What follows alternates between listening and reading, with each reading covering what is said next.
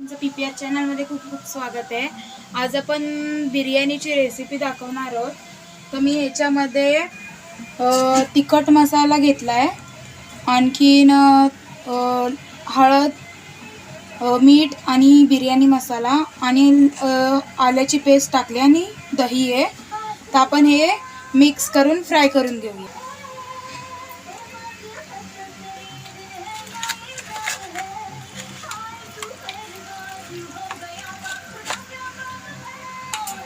Guys इथे plain rice झालेला आहे।